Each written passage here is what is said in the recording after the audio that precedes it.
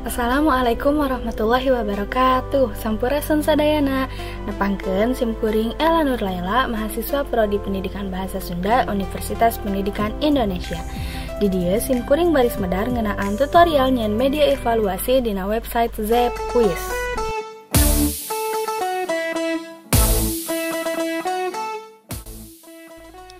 Saya karandapan nalika kegiatan pengajaran di kelas lumangsung, aya wae siswa anu leungit fokus tur kurang ngabandungan kana materi. Aya sababaraha faktor anu jadi sabab eta masalah. Salah sahijina eta suasana kelas anu pibosenan. Kusabab kitu, urang kudu bisa ngakolakeun kelas sangkan tetep kondusif tur teu nyen siswa bosan. Salah saji tarekahna nyaeta make media pengajaran anu interaktif. Contohna website Zep Quiz.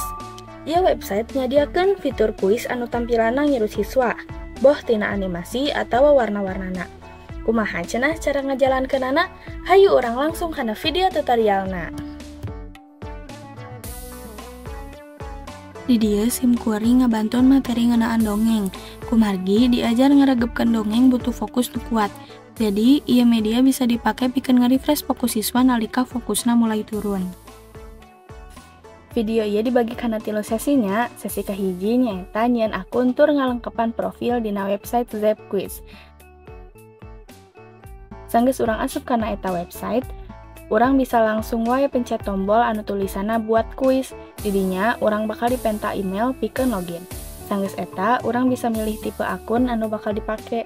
Di antarana aya akun kanggo siswa, guru, umum, oge akun bisnis. Sanggeus klik akun guru, urang tinggal ngesian data diri atau profil anu tos disayogikeun.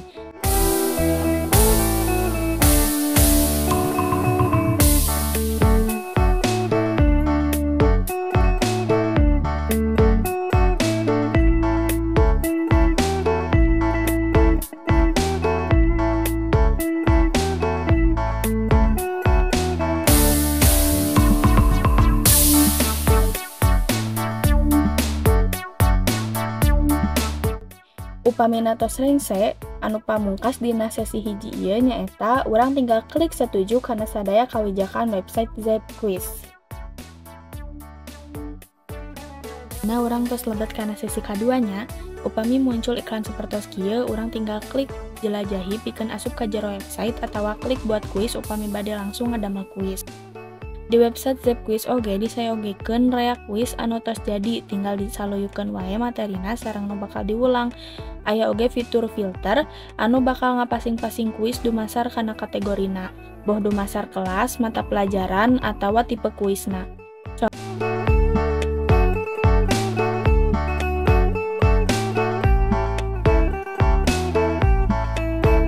Contohna, di dieu simkuring milari kuis anu patali jeung Sunda atawa basa Sunda, anu bakal nampilkeun sadaya kuis nu tinggal dipake dina materi basa Sunda.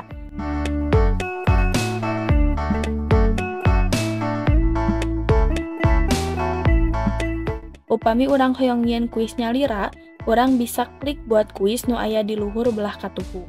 Anu kahiji dina tutorial ngadamel kuisna, urang bisa ngajudulan kuis nu bakal dijieun.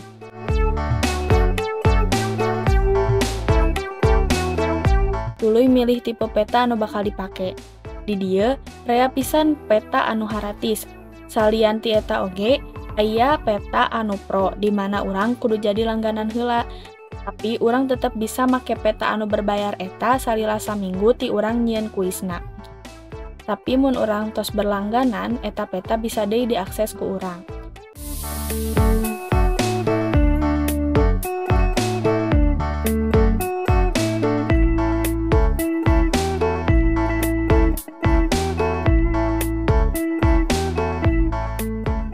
Saatos milih peta, urang pilih tingkatan kelas dina eta kuis.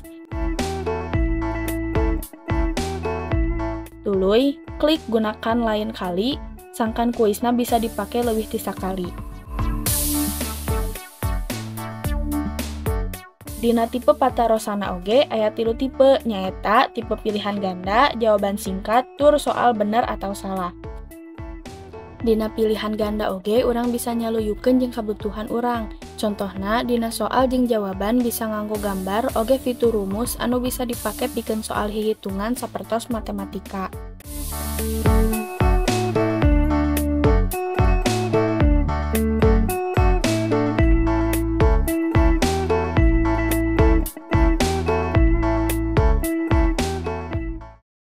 Jenis soal nu sejenna nyaeta pertanyaan jawaban singkat.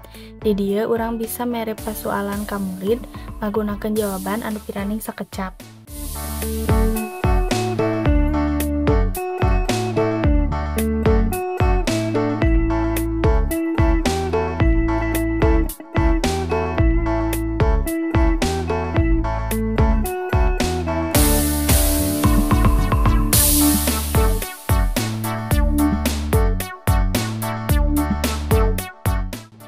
Dina tipe soal ieu disadiakeun fitur petunjuk pikeun mere gambaran ka siswa nu mana jawaban anu bener.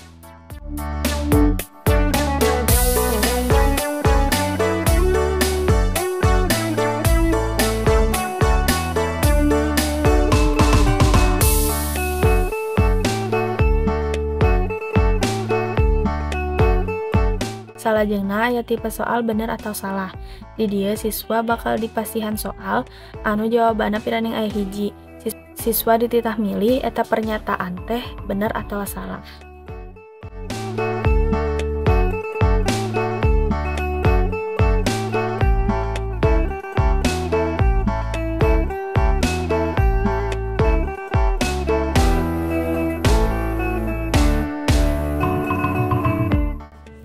Salajengna dina ieu website disayogikeun fitur AI.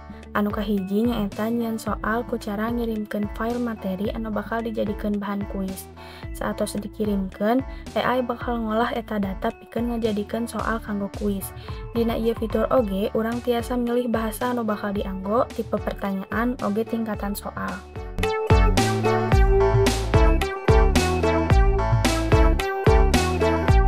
Fitur AI kadua nyaeta nyieun soal ku cara ngasupkeun jenis atawa judul materi anu bakal dikuiskeun. Di dieu urang oge tetep bisa milih nganggo bahasa naon wae anu bakal digunakeun dina kuis. Tipe pertanyaan tur tingkatan soal.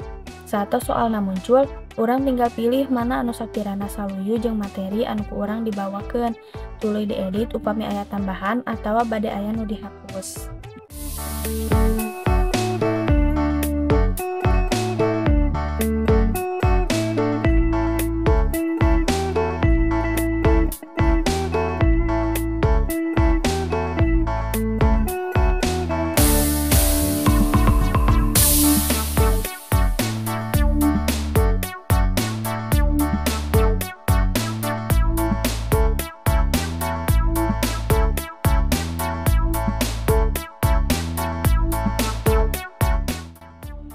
Anu pamungkas dina ieu sesi nyaeta nyieun pangaturan dina kuis, di mana upami opsi jawaban salah diaktifkeun, siswa tetep bisa lanjut ngasihan soal sanajan jawaban saacana salah. Upami tampilan jawaban diaktifkeun, siswa bakal langsung nyaho jawaban anu bener nalika salah. Pangaturan sanesna bisa diakses lamun urang berlangganan. Sanggeus eta, tinggal klik tulisan selesai pikeun nyimpen soal.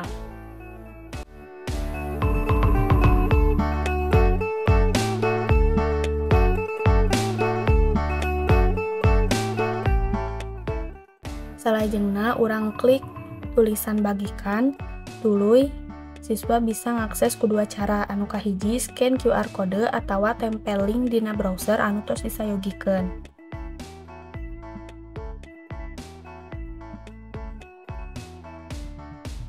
Pami atos lebet kana peta, urang tinggal klik start together pikeun mulai kuis pikeun kabeh siswa.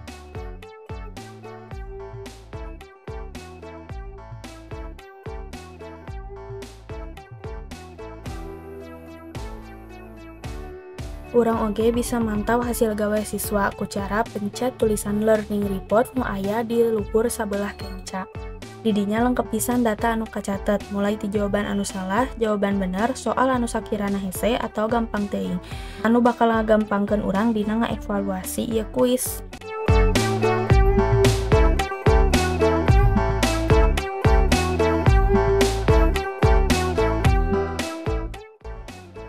Sakitu wae anu kapihatur, hapunten bilihna aya kakacapan anu kirang merenah kana manah.